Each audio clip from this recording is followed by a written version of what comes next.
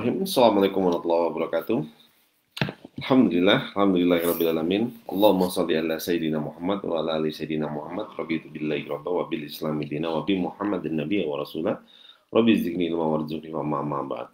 Alhamdulillah hari ini kita ketemu lagi di acara ngopi pagi, ngobrol pagi perkara iman dan ilmu, ya, penyemangat ikhtiar di pagi hari, di hari Rabu yang penuh inspirasi, wirausaha, ya. Jadi hari Rabu ini adalah agendanya kita selalu berbicara tentang tips wirausaha, dan pembahasan kita hari ini kita akan membahas tentang super team di masa pandemi. Nah, jadi super team di masa pandemi, ya.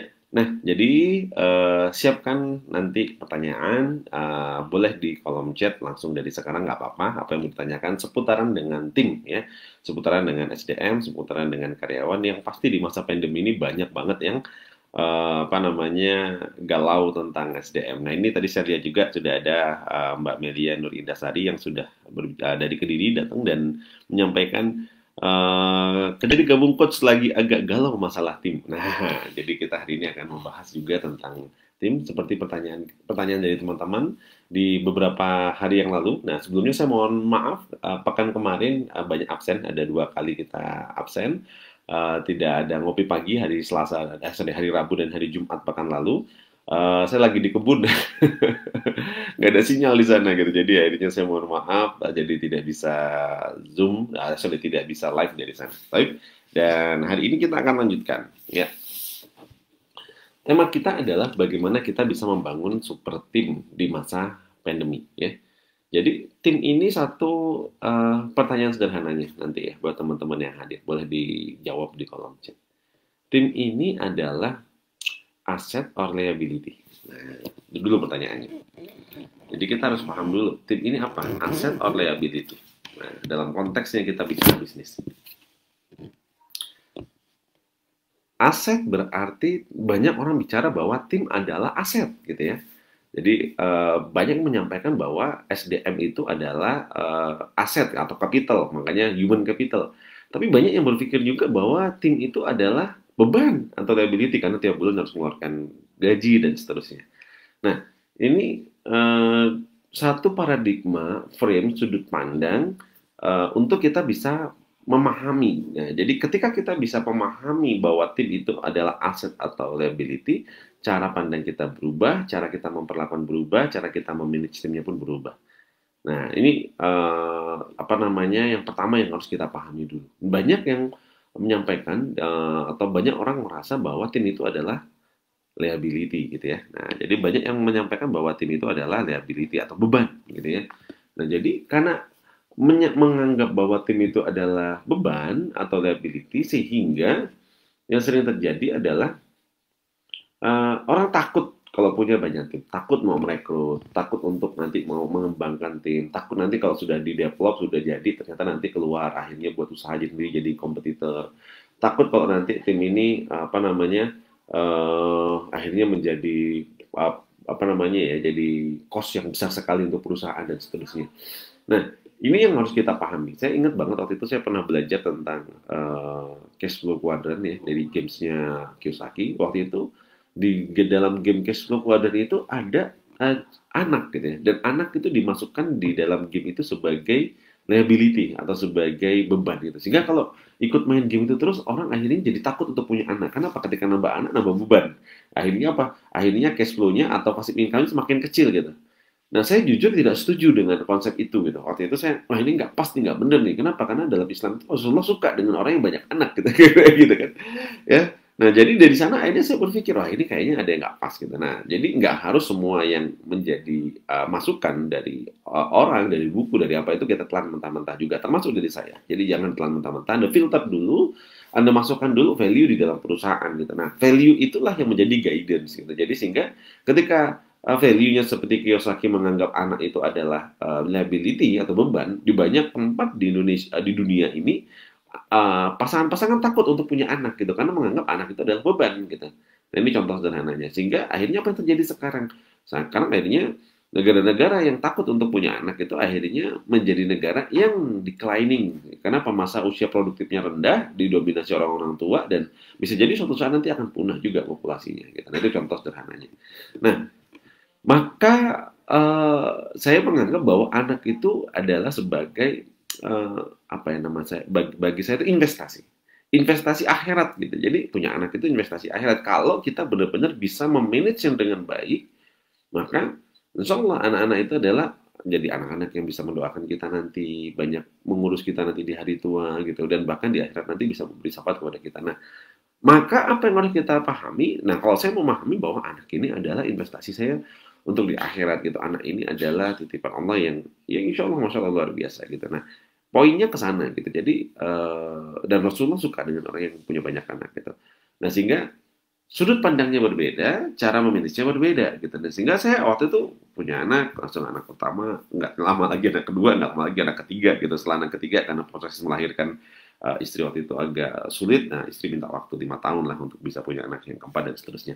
Nah, dalam poin ini sudut pandang yang berbeda menjadi treatment yang berbeda. Dan cara mendidik anak pun akhirnya saya juga mendidik anak dengan cara menganggap bahwa anak itu adalah investasi sejak kecil, sudah dipinit, akan diarahkan kemana, jadi apa, ya harus belajar apa dan seterusnya, kurikulumnya pun kita desain, kita buatkan roadmap-nya dan seterusnya. Nah, ini contoh sederhananya dalam konteks sudut pandang. Nah, sama dengan SDM. Ketika kita ngelihat SDM itu adalah investasi, ngelihat SDM itu adalah aset, maka akan berbeda ketika ngelihat SDM itu adalah liability. Tapi seperti anak tadi, kadang kalau kita nggak punya treatment yang baik, kurikulum yang baik, anak itu justru akan menjadi masalah di dalam rumah tangga kita. Bahkan bukan hanya jadi investasi di akhirat, malah akan menjadi masalah juga di akhirat gitu. Karena kata Allah juga bahwa anak dan istrimu adalah ujian buat kita gitu. Jadi di akhirat bisa jadi kalau kita nggak bisa memanage aset ini dengan luar biasa, justru akan menyeret kita ke neraka. Gitu. Nah, maka sama dengan tim tadi, tim juga kalau kita nggak bisa memanage dengan baik, bukannya menjadikan perusahaan kita menjadi baik, akan menjadi malah masalah besar buat perusahaan kita.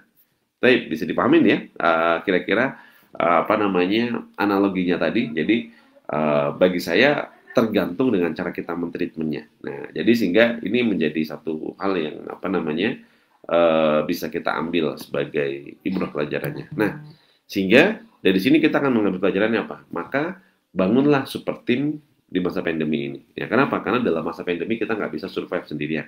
Kita nggak bisa selamat sendirian. Apa yang harus kita lakukan? Yang harus kita lakukan adalah bagaimana kita bisa membangun tim di dalam perusahaan kita menjadi super team. Ya, membangun tim di dalam keluarga kita menjadi super team. Untuk kita bisa melewati ujian dan masa-masa krisis. Nah, sehingga apa yang kita lihat? Belajar dari kisahnya Sultan Muhammad Al-Fatih ketika menaklukkan Konstantinopel. Beliau menaklukkan Konstantin pada saat usianya masih 21 tahun. Dari sini ada satu yang luar biasa bahwa ada sesuatu yang keren banget pada saat itu ya. Kalau kita ngeliat di usia 21 tahun sudah bisa menjadi pemimpin, memimpin pasukan perang dan menaklukkan Konstantinopel yang sudah 8 generasi itu nggak bisa ditaklukkan. Ya.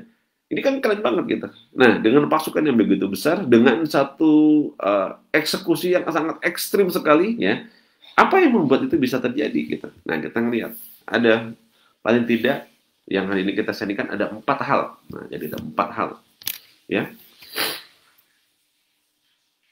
Pertama, untuk membangun tim yang baik, yang luar biasa, ya, seperti yang dilakukan sama Muhammad Al-Fatih, ternyata apa? Satu, tim yang hebat, tim yang super, dimulai dari pemimpin yang baik. Nah, ini jadi pertama ini dulu nih. Jadi PR-nya ternyata membangun tim itu apa? Membangun tim itu PR-nya agar tim itu menjadi aset, agar tim itu menjadi super tim, maka tim yang hebat, tim yang baik dimulai dari satu super tim.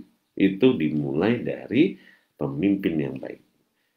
Karena hadisnya Rasulullah menyampaikan bahwa yang menaklukkan Konstantinopel itu adalah sebaik-baiknya pasukan dan sebaik-baiknya pemimpin. Nah, jadi pasukan itu dipimpin oleh pemimpin yang baik. Nah, maka apa? Maka kalau kita ingin kita pengen punya super team, kita pengen punya tim yang baik, maka kita harus menjadi teladan yang baik. Kita minta tim kita disiplin, kita harus disiplin. Kita minta tim kita produktif, kita harus contohkan dulu bahwa kita bisa produktif. Kita pengen minta tim kita smart, maka kita harus juga contohkan bahwa kita smart. Kita minta tim kita untuk belajar, contohkan leadership kita bahwa kita juga suka belajar. Ya. Muhammad Al-Fatih juga jago pedang. Ya, dia juga jago strategi, dia juga jago dalam diplomasi dan dia menguasai banyak bahasa. Ya. Dia juga sejak kecil sudah dilatih, ditempa dengan begitu luar biasa gitu. Nah, jadi artinya apa? Tim yang hebat itu tetap dipimpin oleh seorang pemimpin yang hebat. Maka introspeksi pertama kita adalah apakah kita saat ini sudah menjadi pemimpin yang hebat? Ya, apakah kita hari ini sudah belajar untuk terus berintrospeksi, bermuhasabah, menempa diri, meningkatkan kapasitas untuk menjadi seorang pemimpin yang baik? Nah, kalau kita sudah bisa sudah terus menempa diri untuk menjadi pemimpin yang baik, maka insya Allah kita akan dititipkan tim-tim yang baik. Tapi kalau kita belum disiplin, kita belum produktif, kita belum smart, kita belum baik, gitu ya, maka berat atau kecil kemungkinannya kita akan memiliki tim-tim yang baik juga. Gitu. Nah, inilah yang harus kita pahami. Nomor satunya adalah super team itu dipimpin oleh leader yang baik. Super team dipimpin oleh leader yang baik. Ini tips yang pertama, ya. Pembahasannya kan panjang, tapi saya punya materi itu namanya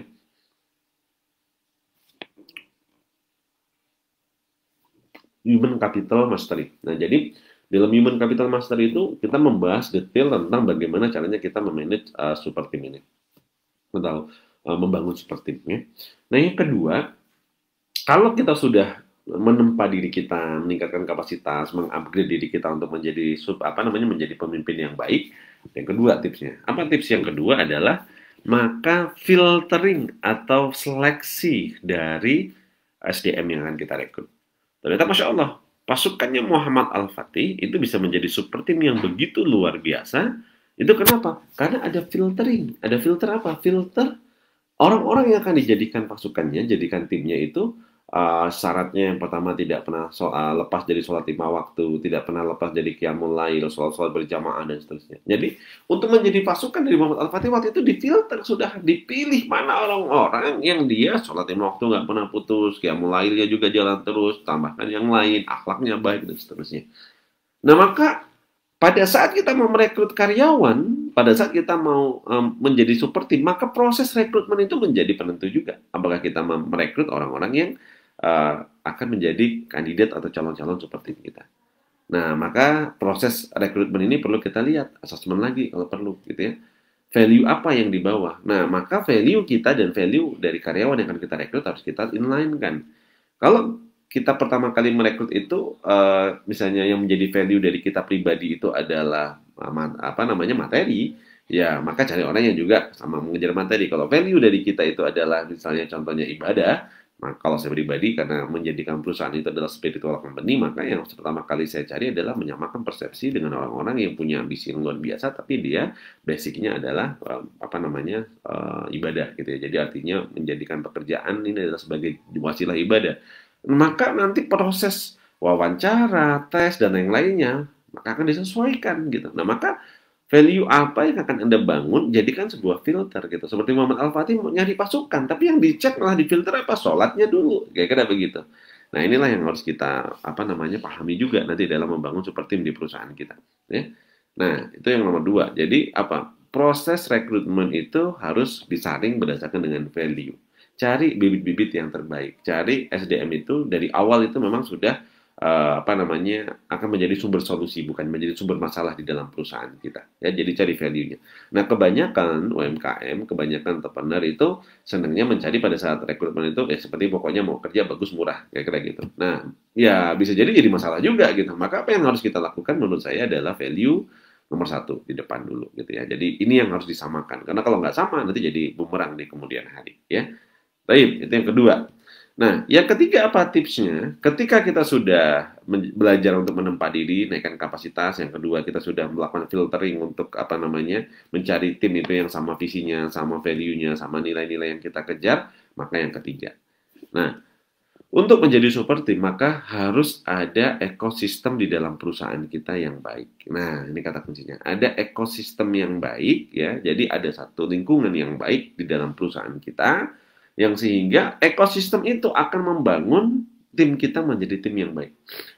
Jadi Anda bayangin kira-kira ketika Anda sudah bagus, pelatih yang hebat, sekelas ibaratnya kayak ya misalnya Maradona, dengan tim yang hebat gitu, misalnya kayak Argentina gitu ya, banyak orang-orang hebat di dalamnya, direkrut sudah begitu luar biasa.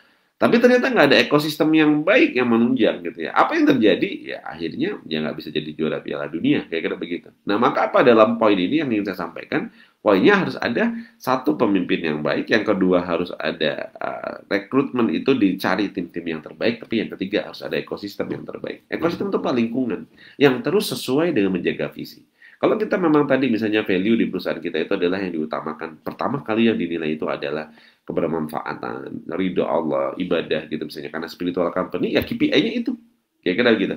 Kalau kita misalnya bicaranya tadi itu misalnya adalah KPI-nya adalah materi, cash, apa segala macam, maka ya KPI-nya ke sana, productivity dan seterusnya. Maka penilaiannya pun sama. Nah, maka proses ekosistem mendesainnya sama. Nah, kalau di perusahaan kami, saya menganggap bahwa karyawan itu santri gitu. Jadi nyantri di perusahaan gitu. Kita bangun apa namanya perusahaan ini kayak pesantren kira-kira gitu. Maka apa? Maka semua karyawan itu harus benar-benar punya value, bekerja adalah ibadah. Kita bangun ya apa namanya perusahaan itu ada kegiatan ngaji, ada kegiatan macam-macam gitu ya, dan bagaimana kita menjalankan perusahaan itu ya kita jalankan untuk benar-benar murni mencari ridha Allah. Nah, ini yang menjadi KPI misalnya gitu. Untung rugi gimana? Yes, ada perusahaan kita bagi, ada perusahaan yang memang dia profit center. Profit center memang maka KPI utamanya adalah profit.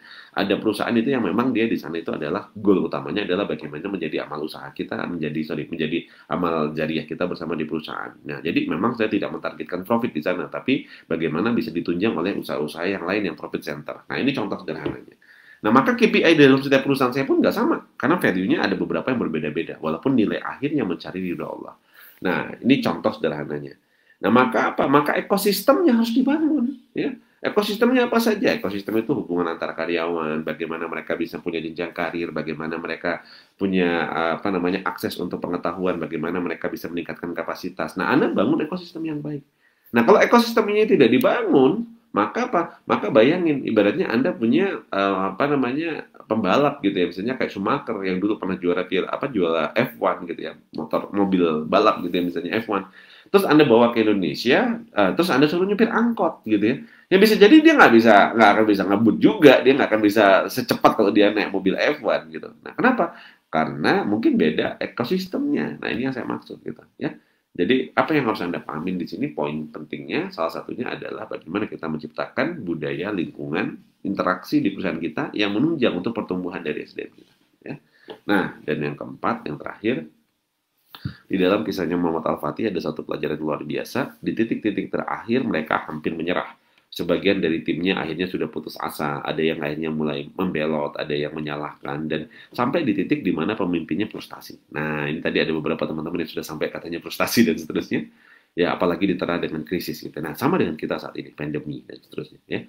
Nah, ada yang menarik. Di dalam timnya Muhammad Al-Fatih yang tidak banyak disaringkan atau tidak banyak dibedah dan diambil intisarinya, ternyata Muhammad Al-Fatih pada saat peperangan itu membawa seorang guru, ya guru syekh yang itu menjadi satu guru yang dipegang omongannya dan panutan buat dia. Di titik-titik di mana Muhammad Al-Fatih ini galau, putus asa, nah guru beliau inilah yang akhirnya memberi motivasi, mengajak untuk berkeliling jalan, diceritakan hadis Rasulullah tentang pasukan dan pemimpinnya akan menaklukkan Konstantinopel. Nama sahabat Rasulullah ini namanya Abu Ayyub Al-Ansori, dicari makamnya sampai ketemu dan seterusnya. Bangkitlah semangatnya sampai akhirnya mereka mampu membuat satu yang luar batas nalar manusia, menaikkan kapal lewat bukit dan akhirnya itu menjadi satu wasilah untuk menaklukkan Konstantin. Nah, maka apa? Maka ketika kita pengen membangun super team, maka kita juga harus punya pelatih. Nah, jadi kayak ibarat bangun sepak bola, selain hanya seorang pemimpin atau kapten yang hebat, harus ada pelatihnya. Di luar lapangan yang benar-benar bisa melihat permainan, gitu, yang bisa memotivasi, memberi arahan, dan seterusnya. Nah, kita juga sebagai seorang entrepreneur, kita juga harus punya pelatih, kita harus punya apa namanya guru, kita harus punya coach, kita harus punya mentor, yang dia tulus benar-benar sama dengan value yang sedang kita bangun untuk mengarahkan kita, mengarahkan tim kita, yang harus kemana, harus ngapain, strateginya seperti apa. Nah, 4 inilah menjadi pilar membangun super team, mengambil ibrah pelajaran dari kepemimpinan Sultan Muhammad Al-Fatih yang memang sudah terbukti memiliki tim yang begitu luar biasa. Baik, nah ini 4 hal yang menjadi apa namanya poin kita di ngopi pagi kita di hari Rabu, tips wirausaha berbicara tentang super team di masa pandemi. Maka di dalam masa pandemi ini, ayo ya, kita nggak akan bisa ngelewatinnya sendirian. Maka kita harus bareng-bareng dengan tim, saling berbagi peran. Kelemahan kita adalah kelebihannya orang lain. Kelebihan kita adalah melengkapi dari kelemahan dari tim kita. Nah, maka untuk itu, ayo kita saling berbagi peran, bahu-membahu, topang-menopang. Saya nggak akan mampu menjalankan perusahaan saya dari 3 perusahaan, ada di perusahaan Mas Corporation, ada kuliner, ada apa namanya, kebun di dalamnya gitu ya. Itu pasti butuh orang-orang ahli gitu yang paham tentang kebun, paham tentang kuliner, paham tentang operasionalnya. Nah, yang kedua saya juga punya sinergi business solution, konsultan manajemen. Ya saya juga akan mampu menjalankannya kalau saya nggak ditunjang dengan tim-tim yang hebat dan tim-tim yang luar biasa. Dan ketiga ada Usman Foundation, dan juga saya nggak akan mampu menjalankannya ya kalau seandainya saya nggak ditunjang oleh tim-tim yang memang hebat secara penguasaannya di dalam pendidikan. Nah, inilah cara kita berbagi peran, berbagi tim. Baik, kira-kira begitu sahabatku sekalian, teman-teman sekalian. Yuk, kalau ada yang mau bertanya, silakan bertanya di kolom chat ya. Semoga manfaat dan semoga kita bisa membangun super team ya, walaupun ini di masa pandemi. Baik, Masya Allah. Saya coba lihat dulu di komentar. Waalaikumsalam warahmatullahi wabarakatuh. Buat Mbak Melianur, Mas Dema, semangat selalu coach.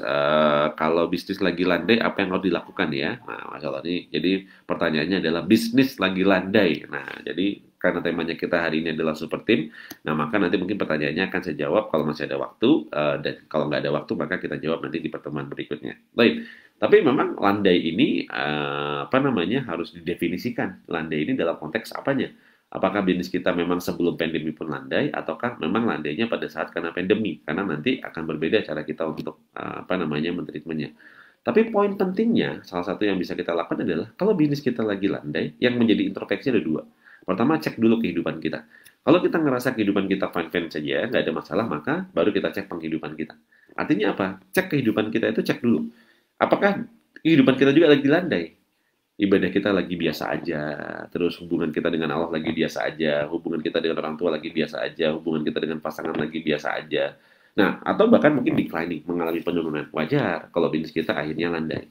Tapi kalau dalam kehidupan kita lagi baik, lagi bagus ya, hubungan kita dengan Allah oke, hubungan kita dengan orang tua oke, hubungan kita dengan pasangan oke, hubungan kita dengan masyarakat oke, kok bisnis kita landai, maka langsung cek. Oh, berarti ada masalah dalam strategi bisnis kita yang harus kita perbaiki. Nah, itu contohnya. Apakah di marketnya yang sedang bermasalah, ataukah di produknya yang sedang bermasalah, atau di cara kita menghubungkannya lagi bermasalah. Nah, kira-kira kayak gitu, teman-teman. Ya, poinnya gitu, Mas Dema. Lanjut, Pak Tamyiz hadir, Masya Allah. Ini kemarin baru pulang dari Malang, survei lokasi, lagi apa namanya cari tempat untuk pembangunan PU Malang atau markas SBC di Malang, dan semoga ini menjadi titik apa namanya satu peradaban yang nanti akan dibangun. Ya, saya kira gitu. Jogja hadir Mbak Rita, Alhamdulillah. Sembari olahraga nggak nih? Bu Asma juga hadir di Jogja, Masya Allah. Mas Eko, aduh kangen ini sama teman-teman di Bojonegoro. Semoga bisa silaturahim ya ke Bojonegoro. Nah ini ada pertanyaan dari Mbak Melia Nurindasari. Salah satu karyawan saya resign hari Jumat. Hari Sabtu yang jaga lapak tempat karyawan resign diganti sama karyawan yang lain. Hari Minggu tetap jualan di lapak yang sama, tapi ditegur sama maklar yang ngurus lapak di situ. Dan hari Senin kita pindah seberang lapak. Hari Selasanya ya Coach. Lapak lama kita ditempati sama mantan karyawan yang resign tadi. Badan ini berasa kesetrum. Kejadian 1,5 tahun yang dulu pernah terjadi, sekarang terjadi lagi. Alhasil, 1 minggu ini lapak baru saya sepi. Otomatis pelanggan tetap beli di lapak yang lama yang diambil alih sama mantan karyawan itu. Udah promo, banner diganti besar. Banner tulis pindah, di sini pun sudah besar. Tapi masih tetap beromset turun hampir 70%. Niat baik selama ini ke karyawan tersebut ternyata dibalas seperti ini. Mohon solusi dan caranya. Masya Allah, baru kita bahas tadi. Baru aja kita bahas tadi, ya, tapi ternyata sudah ada yang bertanya. Nah, insya Allah. Baik, yang pertama.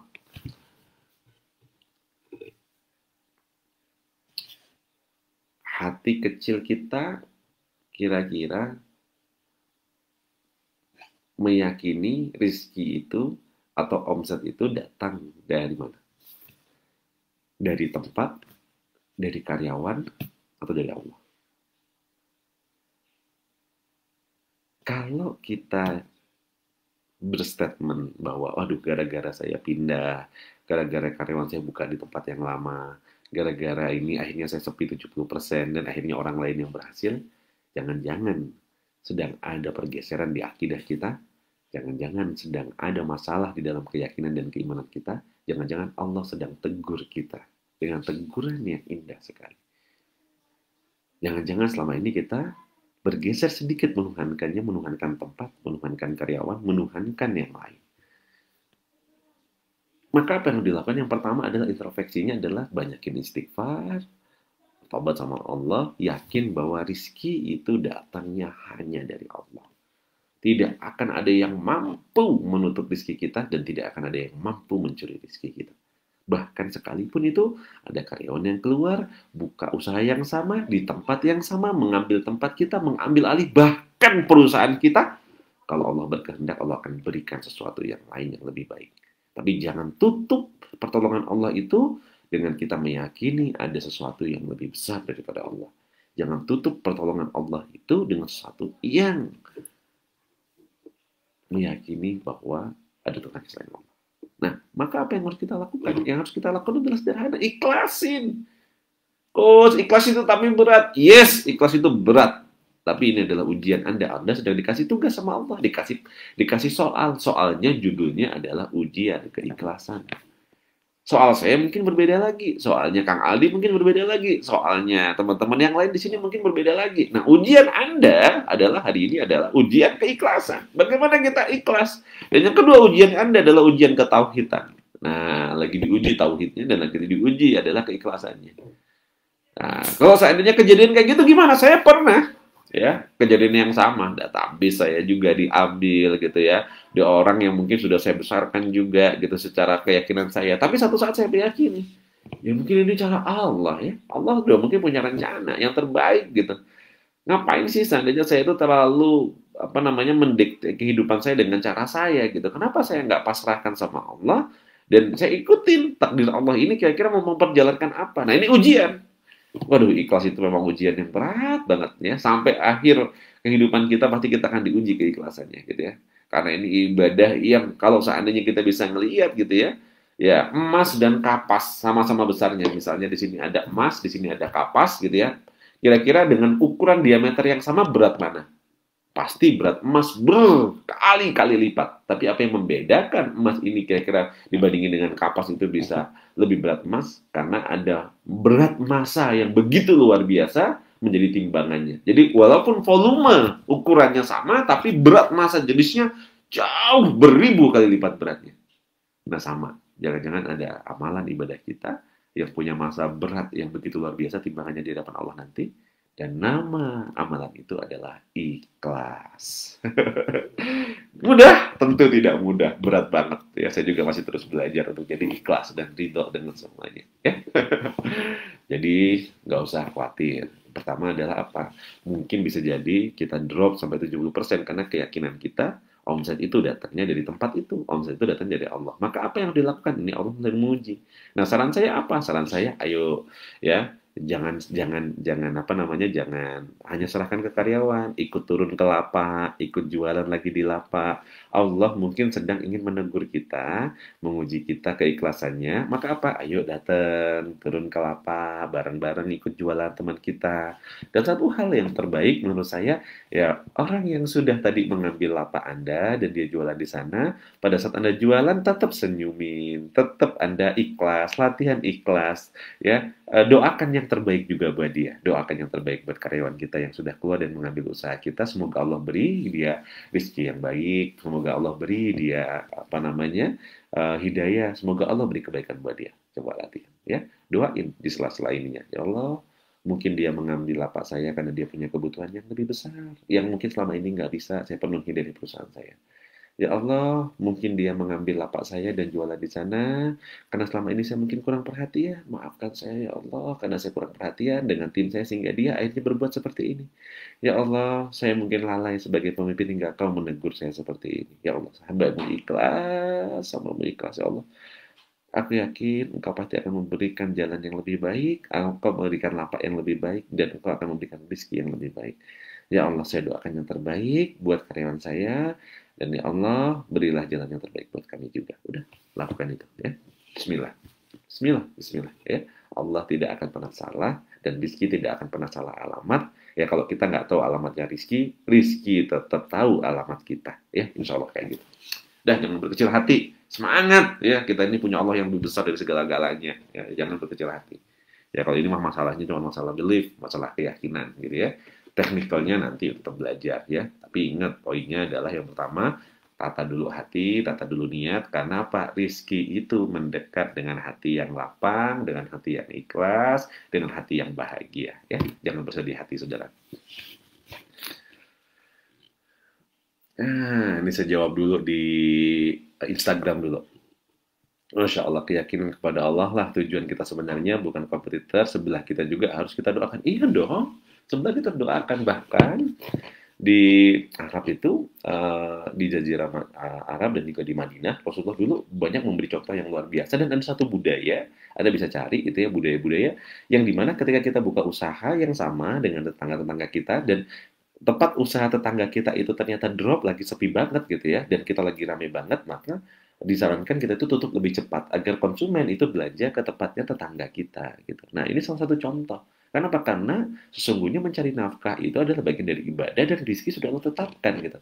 Maka kenapa kita harus untuk membatas apa ya namanya menjadi eh, apa ya namanya tamak, dan kita menjadi tamak dengan dunia, serakah dengan dunia ini, nggak usah lah gitu. Allah sudah atur rezekinya gitu ya. Jadi poin yang terpenting, salah satu yang harus kita lakukan adalah bagaimana kita benar-benar mencari ridhonya Allah. Nah, maka insya Allah tenang, enak gitu ya hubungan dengan ini. Karena kapitalisme itu membangun satu doktrin yang begitu luar biasa, membuat sesama saudara, sesama teman di antara kita itu jadi permusuhan gitu. Udah santai aja ya. Saya karyawan saya bilang, kamu daripada keluar mau buat usaha yang sama dengan saya, ngomong aja, nggak usah mengundurkan diri gitu. Memajukan diri aja. Pak, maju, saya sudah bosan jadi pengusaha, saya sudah bosan jadi karyawan, saya pengen jadi pengusaha. Saya kasih malah nanti perusahaan. Mas Mujahid dulu ketika dia mau menikah, dia mau mengundurkan diri. Aduh Mas, saya kayaknya sudah ikut sampai dari 2009 gitu. Terus ini saya mau menikah, istri saya juga ini dan lain-lain. Terus akhirnya dia waktu itu mau mundur gitu, mau resign dari perusahaan. Dan saya bilang, ngapain resign? Ayo majukan diri, kamu udah tertampa, udah luar biasa. Ayo kamu mau buat apa? Kamu sukanya apa? Wah, dia bilang, saya dan istri itu bidangnya pertanian. Waktu itu mau saya kasih bos, business owner school. Udah saya pegangin ke dia, gitu. Saya kasih share. Tapi dia bilang, backgroundnya dia pengen mengembangkan pertanian. Saya buatin perusahaan, saya jadikan kebun berkah yang hari ini dikelola sama Mujahid. Ya. Insya Allah. Jadi, udahlah santai aja. Allah udah atur semua rezeki kok. Nah, ini ada dari Bu Santi dan Ismail, Bali Honi.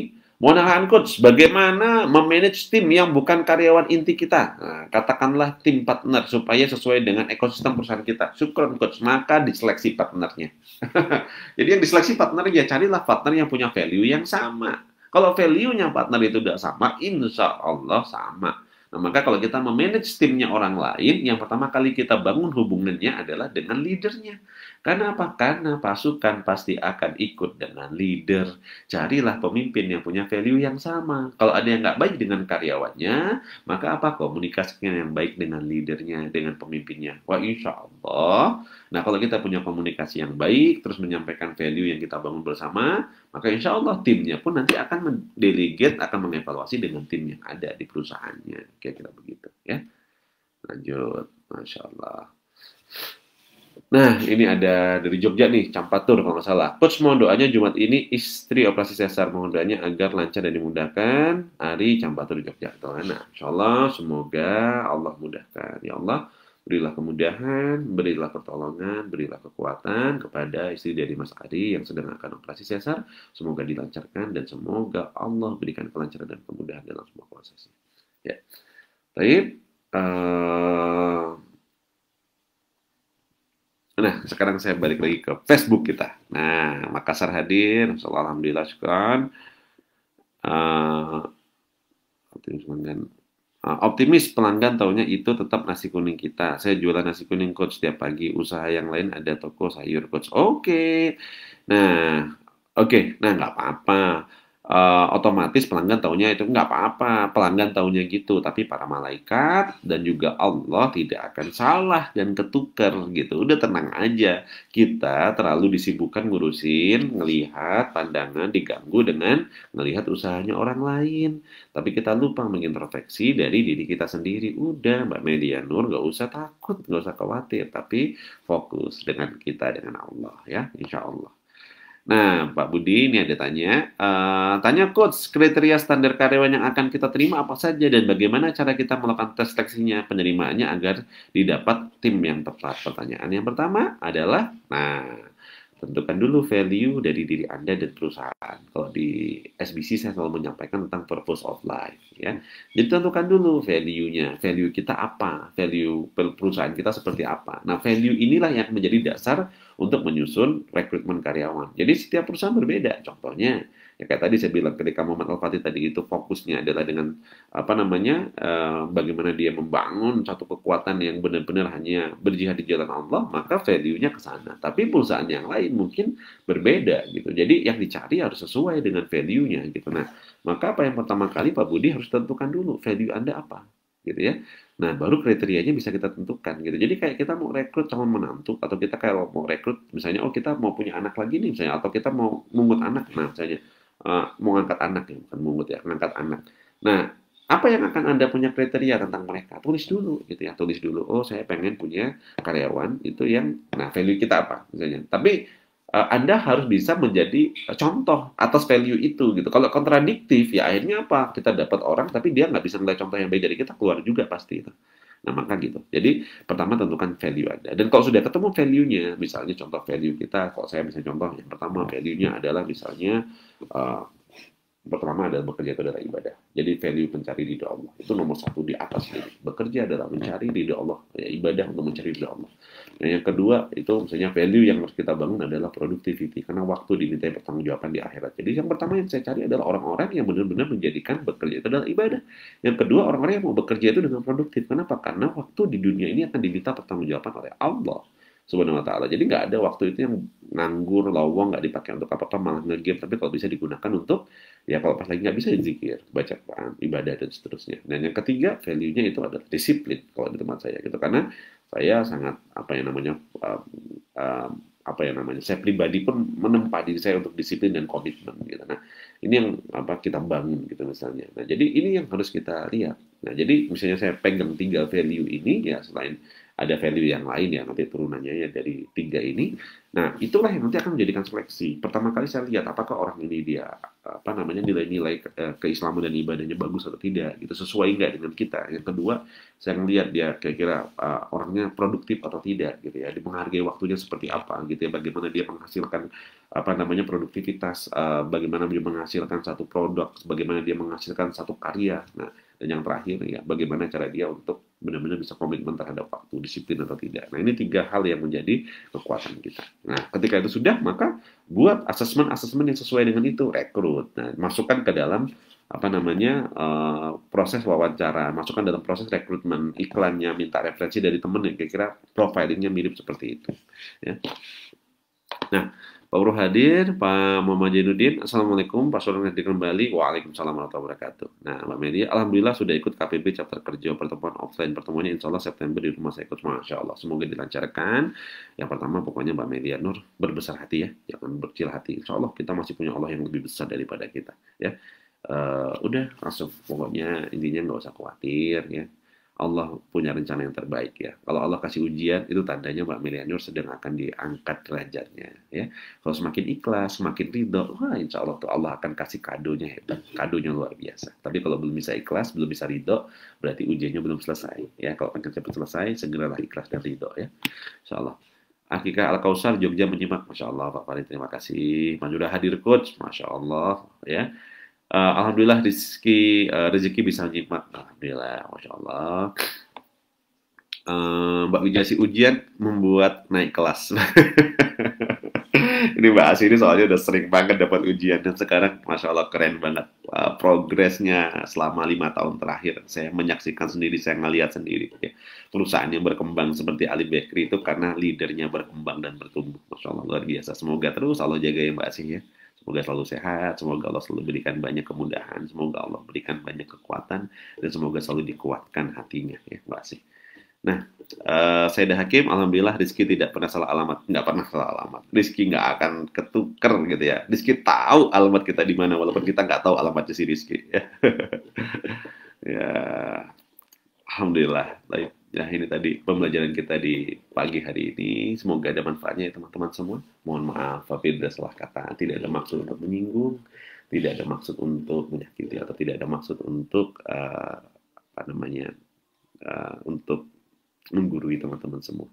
Hal ini ya sifatnya sharing. Sebenarnya ya saya juga butuh pertolongan Allah. Nah maka ayo saling kita tolong menolong agar Allah tolong kita. Ya. Maka hal pertama yang harus kita lakukan adalah introspeksi pada diri kita sebelum kita berbicara tentang kenapa begini, kenapa begitu. Kemungkinan besar satu takdir dihadapkan kepada kita itu karena ulah kita sendiri. Ya. Maka yang terbaik yang harus kita lakukan terus berintrospeksi, terus banyakin istighfar, terus mohon doa ampun kepada Allah, terus perbanyak tobat. Semoga Allah mudahkan segala urusan kita semua. Semoga Allah berikan rizki yang terbaik buat kita, rizki yang halal dan thayyib, ya, bukan rizki yang tidak berkah, tapi rizki yang berkah, yang halal, yang thayyib, yang bisa membuat kehidupan kita ini semakin berkah, menjadikan anak-anak kita anak-anak yang soleh dan soleha, menjadikan anak-anak kita anak-anak yang hafiz dan hafizah, menjadikan keluarga kita sakinah mawaddah warahmah. Dan semoga Allah terus memberikan keberkahan kepada keluarga kita, jaga keluarga kita, dan semoga Allah jaga juga perusahaan kita, karyawan-karyawan kita, berikan karyawan-karyawan yang terbaik, karyawan yang Allah pilihkan sebagai pasukan-pasukan yang berjuang di jalan Allah juga. Karyawan-karyawan yang meringankan kita di dunia dan meringankan kita juga di akhirat. Karyawan-karyawan kita yang mendukung kita di dunia dan mendukung kita juga di akhirat. Dan semoga kita dan karyawan-karyawan kita Allah hati-hatinya tautkan terus kepada tali Allah. Dan semoga kita dan karyawan-karyawan kita terus Allah satukan hati-hati kita menjadi ukhuwah yang baik, ukhuwah yang luar biasa, ukhuwah untuk membangun peradaban yang baik di muka bumi Allah ini.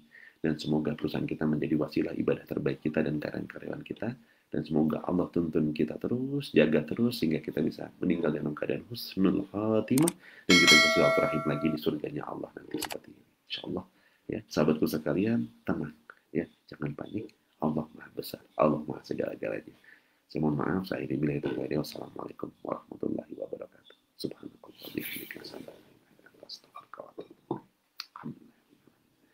Jangan lupa ngopi. Alhamdulillah.